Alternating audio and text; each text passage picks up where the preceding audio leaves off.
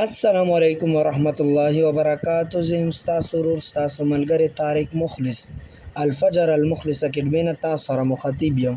که زمونږ چینل کې تاسو نوی یې تاسو ته مونږ هرکلی وایو. زمونږ چینل سبسکرایب کړئ.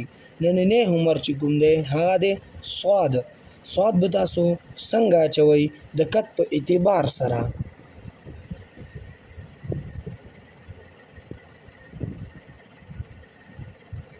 تاسو به داسې شکل جوړ کړئ، هغې نه بعد به تاسو داسې د سار ته چې کوم قلم راوړئ.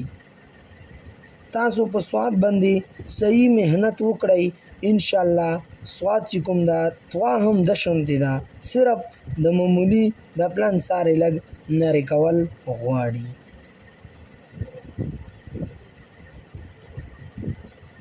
سواد چې کوم سر دی هغه دی دوه کته د سین په شان، لکه څنګه سین و هغسې د سواد هم دی. د کوم منځ کې فاصله دی دا دی درنیم کته، د لاندې کومه فاصله دی دا دی دوه کته. تاسو به دې کې منځ دامن بیزوي راولئ، قلم سر به کېږدئ، داسې به راځئ تر اخره پورې به دا قلم سر چې کوم ده دا ورسوئ. دې ته ویلی شي دامن بیزوي. دا نیم مو ځکه پرېږدولو چې موږ ویلو چې در نیم کته ده، دا مو چې کوم ده ژوروله چې کوم ده دا مونږ دوه کته ورکړې ده.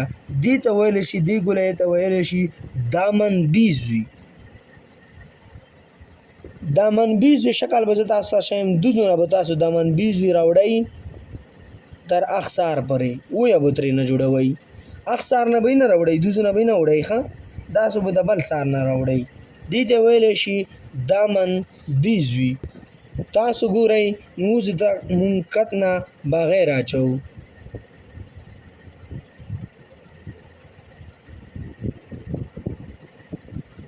تاسو چې څومره پریکټس هم جاري ساتئ دې کې به تاسو انشاءالله کامیاب راځئ.